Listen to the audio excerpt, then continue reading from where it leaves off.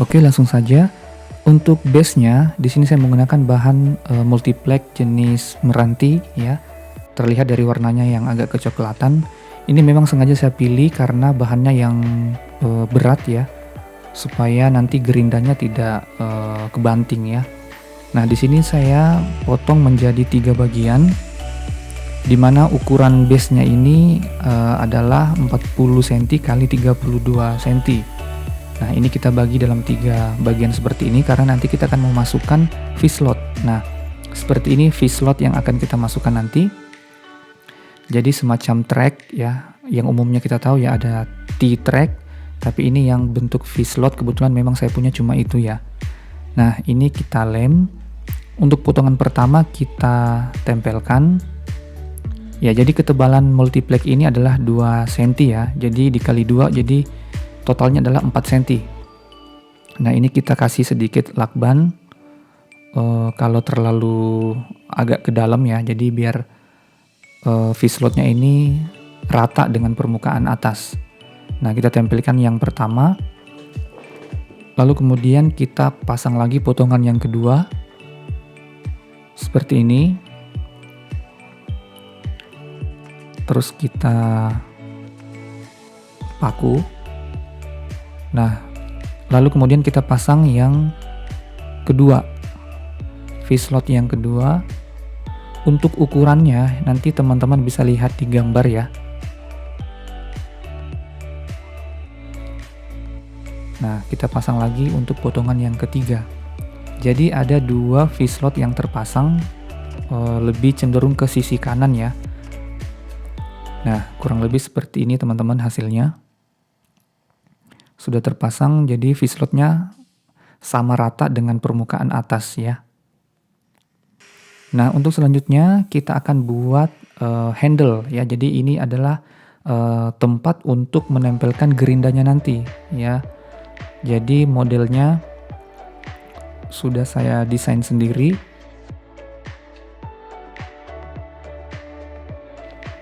Nah, ini kita gabung jadi satu ya. Jadi tebelnya itu sekitar 3,6 cm. Nah, seperti ini teman-teman. Saya menggunakan bahan dari multiplex melamin ya. Jadi permukaan yang sudah ada halus itu saya taruh di masing-masing di sisi luar. Nah, kita potong sesuai dengan desain yang ada. Untuk desainnya nanti teman-teman bisa lihat di gambar lengkap dengan ukurannya ya, biar teman-teman kalau ada yang ingin mencoba silahkan ikuti pola yang ada. Nah, kurang lebih hasilnya seperti ini. Tebelnya 3,6 cm ya.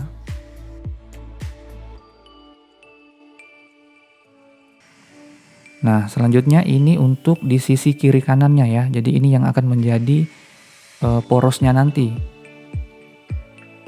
Nah, jadi sistemnya nanti kita akan jepit. Kita akan pasangkan biring ya. Nah, jadi kita sudah punya 3 potongan yang tebelnya masing-masing 3,6 cm.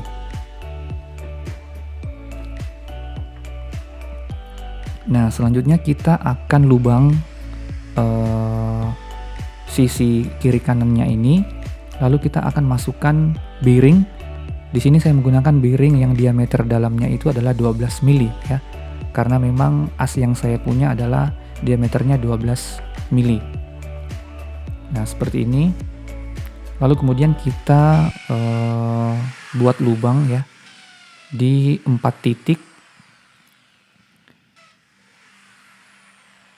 Nah, lubang yang terakhir ini yang paling besar karena itu sesuai dengan ukuran as yang 12 mili tadi ya. Nah, hasil akhirnya seperti ini ya. Jadi kita biringnya sudah dilem dan kita berikan sedikit finishing ya. Nah, jadi untuk sisi dalamnya ini memang sengaja saya tidak warnai karena nanti akan kita jepit ya. Jadi biar catnya itu tidak menempel satu sama lain ya. Nah, untuk di bagian atas base-nya ini saya menggunakan seng ya, seng plat yang nggak terlalu tebel. Saya beli di toko bangunan.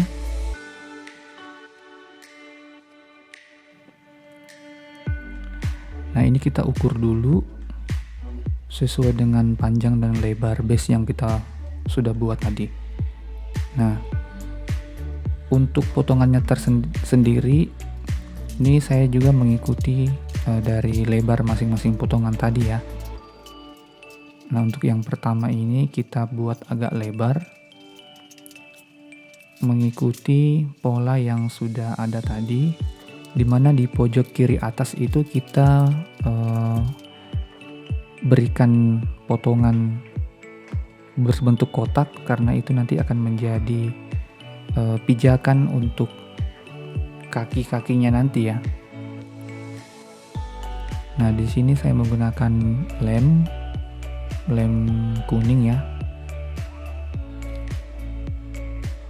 Ya, kita pasang lagi plat yang kedua. Lalu kemudian kita tempelkan lagi plat yang ketiga ya. Ya, jadi ada 2 V-slot yang berada di posisi kanan ya. Nah, di sini kita pasang kaki-kaki untuk base-nya supaya tidak slip ya. Jadi kakinya ini dari karet. Kita skrup masing-masing di sudut. Ya, jadi ada 4 kaki. Nah, seperti ini hasilnya. Kaki-kaki sudah terpasang.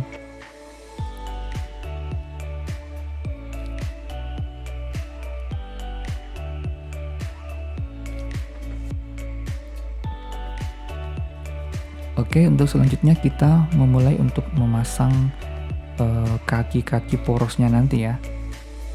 Dimana tadi bearingnya sudah ada, dan handle yang di tengah juga sudah kita pasangkan as 12 mili tadi. Nah, ini kita lem terlebih dahulu sisi yang kiri. Ya, jadi di sini kita tidak langsung sekaligus menempelkan kedua kaki ini, karena saya ingin menggunakan gerinda nanti untuk membuat jalur ya yang di permukaan base. Jadi saya tidak patenkan dulu. Ya, kalau terlihat sekilas dari gambar video ini sepertinya sudah terlem, tapi ini belum saya lem ya. Nah, untuk lubang tadi, untuk baut yang memegang siku ya. Jadi di sini ada 2 siku stainless. Untuk panjangnya ya, untuk tingginya sendiri teman-teman sesuaikan dengan gerinda masing-masing. Kebetulan yang saya pakai ini adalah siku stainless yang mana tingginya kurang lebih sekitar 5 sentian ya. Jadi saya sudah ukur gerinda yang saya punya itu tinggi sampai mendapatkan lubang yang di sampingnya itu adalah 5 sentian. Jadi saya pilih siku yang tingginya sama ya. Nah, untuk bautnya sendiri saya menggunakan baut ukuran 10 mili ya. Jadi biar terlihat lebih besar dan lebih kokoh untuk menjepit siku stainless ini. Jadi supaya pegangannya lebih kuat. Nah, seperti ini kira-kira pemasangan untuk sikunya.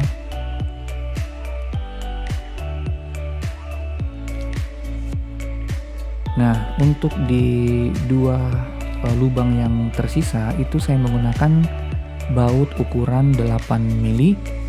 Dan di situ sudah terpasang mur nanas ya. Jadi teman-teman bisa pasang mur nanas sebagai drat untuk bautnya ya. Nah, ini kita langsung coba untuk memasangkan baut ya. Di sini baut kebetulan di gerinda saya ini di Volt DW810 ini lubangnya itu ukurannya 8 mili ya. Jadi saya juga beli baut yang ukuran 8 mili. Nah, seperti ini kita pasang di kedua sisi biar gerindanya bisa berpegangan kuat ke handle. Nah, seperti ini tampak dari samping ya. Di sini saya menggunakan baut stainless. Begitupun juga dengan plat ring platnya dari stainless juga. Nah, jadi kurang lebih nanti settingannya seperti ini ya, teman-teman. Jadi kita ada baut dua ya, yang satu itu untuk mendorong dari arah tengah dari gerinda, dan satunya lagi itu untuk mendorong dari kepala ya. Jadi ini fungsinya untuk kita bisa mengatur sedemikian rupa agar posisi mata blade-nya nanti itu benar-benar tegak lurus ya. Ya, jadi untuk menentukan tegak lurusnya itu ya tergantung dari bautnya tadi ya. Jadi kita menyeting bautnya itu sejauh mana. Nah, teman-teman lihat. Nah, ini belum kita kalibrasi ya. Bisa terlihat teman-teman dengan menggunakan siku ini mata blade-nya sangat miring ya. Ini sepertinya memang belum siku ya. Nah, berarti kita perlu untuk sedikit memberikan dorongan bagian kepala, dan untuk bagian badan ini kita akan tarik sedikit ke dalam ya. Jadi kita atur sedemikian rupa agar posisinya benar-benar tegak lurus atau siku ya. Nah, berarti untuk bagian kepala masih perlu dorongan ya. Berarti kita akan kendorkan sedikit bautnya keluar supaya bagian kepala ya, bagian bawahnya itu terdorong keluar ya. Sebaliknya untuk bagian tengah ya, bagian body itu kita akan tarik mundur ke belakang sedikit. Nah, jadi teman-teman tergantung model gerinda masing-masing ya. Yang jelas dengan metode ini kita bisa menyeting sampai kita mendapatkan hasil yang benar-benar tegak lurus ya.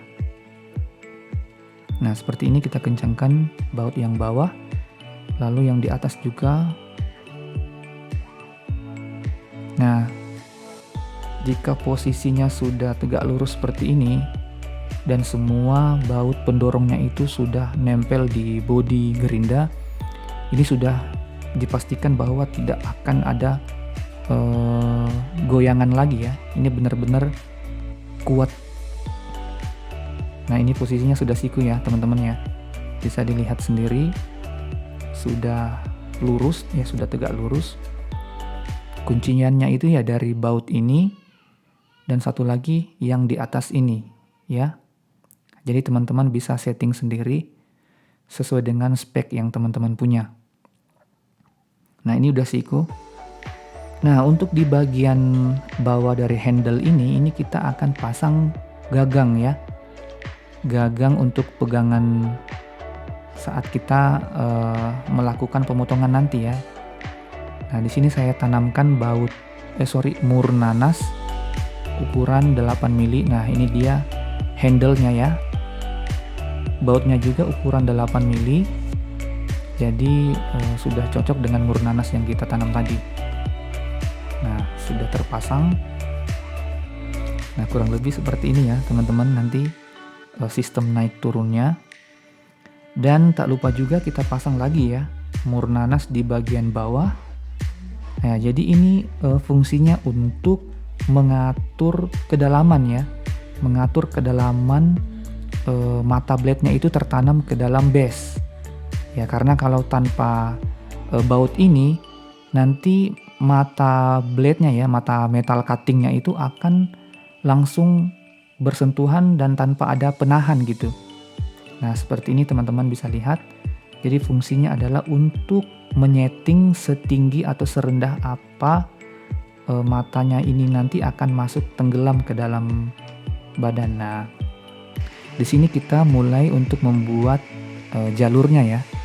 Jadi agar kita mendapatkan kedalaman potong yang maksimal, kita perlu membuat jalan ya.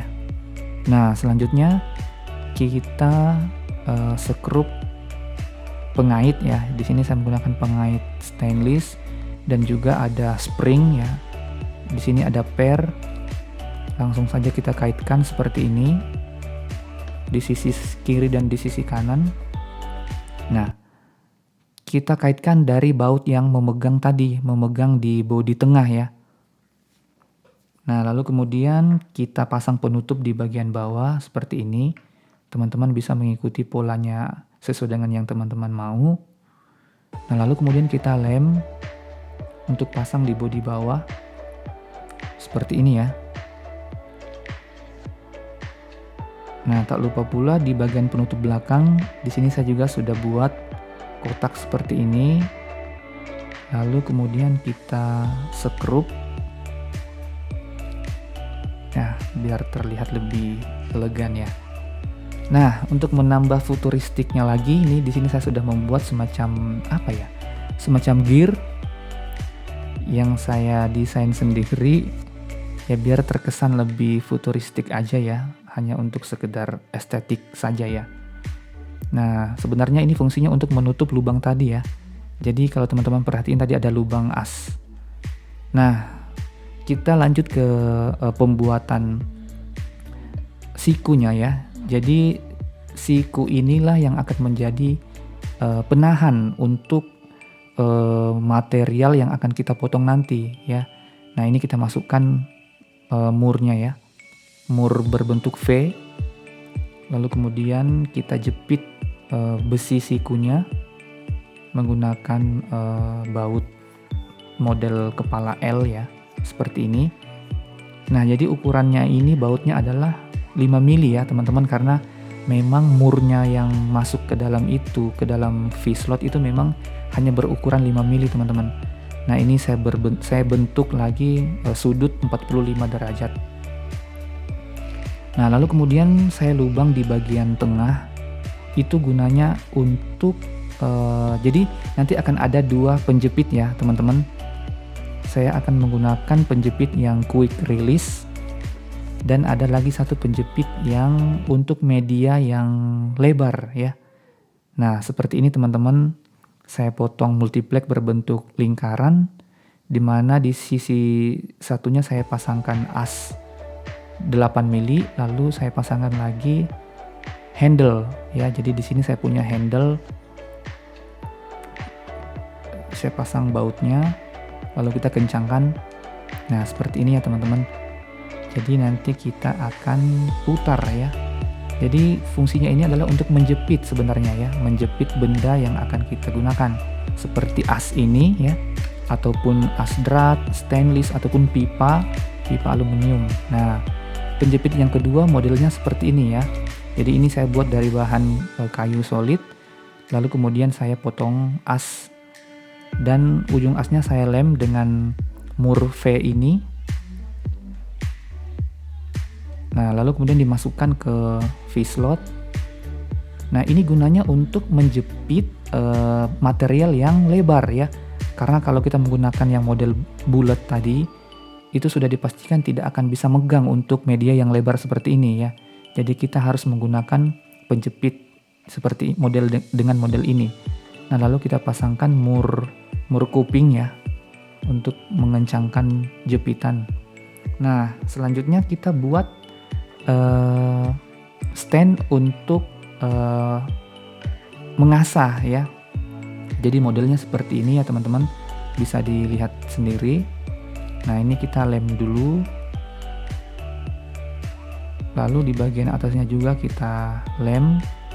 Nah, tingginya ini kita sejajarkan dengan mata gerinda yang sudah ada ya. Nah, kemudian saya pasang sisa potongan besi siku tadi, karena ini akan bersentuhan dengan panas ya. Jadi apapun material yang akan kita asah nanti pasti akan panas. Nah, untuk settingan mendekatkan ke gerinda itu sendiri, ini di sini saya sudah buat jalur ya. Jadi saya buat lubang panjang seperti itu gunanya untuk mendorong ya. Mendorong stand ini untuk mendekat ke ke kepala gerinda. Nah, jadi seperti ini, lalu kita kencangkan. Nah, kurang lebih seperti ini ya teman-teman. Nah, begitu sudah kita gunakan, kita bisa menggesernya lagi dan mengembalikan ke posisi kanan ya, di pojok kanan atas, supaya nanti material yang kita potong itu tidak terhalang. Jadi percikan-percikan api itu tidak mengenai bodi dari stand ini ya, jadi pasti dia lewat tengah ini ya. Jadi saya nggak mau ribet, jadi semua aksesoris yang ada itu semua terpasang di body. Jadi biar saya nggak ribet, takut hilang atau salah nyimpen, jadi semua saya cantolin aja di atas body tanpa menghalangi nanti media kerja yang akan kita gunakan ya. Jadi semua jepit quick release tadi udah ada, terus jepitan yang media lebar juga sudah ada, percikan api tidak mengenai bodi dari stand asah nanti. Jadi semuanya ada di atas base. Nah, ini pengaplikasian untuk model jepit ya. Jadi ini model jepit yang melengkung. Ini kita akan gunakan untuk menjepit media-media yang modelnya tidak lazim ya, seperti kayak gini, model V, model lebar. Nah, ini kita coba potong. Nah, seperti ini ya teman-teman. Jadi jepitannya ini memang sangat kuat ya, tidak akan goyang meskipun cuma satu ya, karena memang ini apa ya, jadi memang benar-benar kekuatannya itu menjepit dan kita gunakan mur kuping tadi. Nah, ini kita potong sangat enak sekali ya teman-teman. Ya, jadi tidak perlu ekstra tenaga untuk memotong karena memang dasar dari gerindanya udah berat, ditambah lagi handle yang sudah kita buat tadi itu juga lumayan bobotnya, jadi semacam tinggal melepaskan aja ke bawah ya. Jadi tangan kita itu cuma kayak seakan-akan menahan pelan aja gitu, menekan dengan pelan. Nah, ini kita coba untuk memotong as stainless. Nah, di sini kita menggunakan metode quick release tadi ya. Jadi ini kita tinggal sekali tarik langsung kejepit ya. Di situ ada porosnya. Jadi metodenya itu kita tinggal tarik, jempol kita menekan handle dan keempat jari kita itu bertumpu di siku besi ya. Jadi teman-teman bisa lihat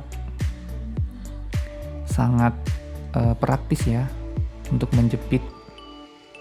Nah, ini kita coba untuk memotong as stainless. Ini sangat enteng banget ya, kayak nggak berasa gitu kalau udah kepotong. Nggak perlu banyak tenaga untuk menekan, ini udah kepotong dengan sendiri ya. Nah, ini kita coba untuk memotong siku ya. Tadi kita sudah bentuk 45 derajat. Nah, karena ini kita bahan pipa aluminium, saya memotongnya, menjepitnya dengan jepitan yang lengkung tadi ya. Nah, ini sangat kokoh ya, tidak ada getaran, nggak ada goyang sama sekali. Nah, langsung saja kita potong model siku. Ini kebetulan saya nggak punya media yang lebar ya, jadi saya nggak punya yang model kotak, jadi saya menggunakan pipa aja ya. Yang penting nanti bisa terlihat ke teman-teman bahwa memang hasil potongannya itu bisa siku ya. Nah, ini ada pipa aluminium. Saya potong dengan sudut 45 derajat. Lalu kita coba untuk hubungkan ya. Teman-teman bisa lihat sendiri. Sekilas itu udah terlihat siku ya. Ya, nggak ada yang miring ya. Ini sayangnya medianya panas jadi saya nggak berani pegang dan nggak ukur. Nah, untuk tahapan selanjutnya kita coba untuk mengaplikasikan batu untuk mengasah ya. Nah, ini sudah kita siapkan. Ini tebel ya. Mata potong dan mata asah itu memang sangat berbeda ya. Nah, ini kita coba pasang kembali. Kita kencangkan mata asahnya. Nah, kemudian stand untuk mengasah tadi kita pasang. Nah, ini bahan yang saya sebutkan tadi ya, bahan besi itu untuk menahan panas, karena kalau langsung bersentuhan dengan kayu pasti akan hangus ya.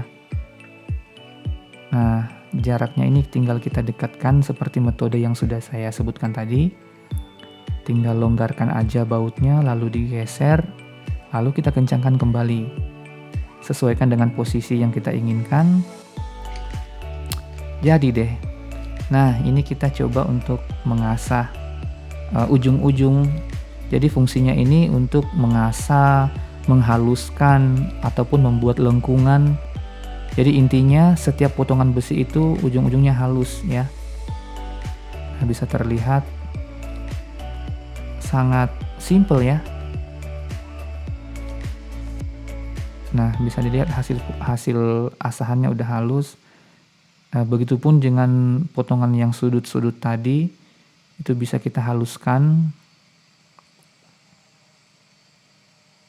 Seperti ini ya.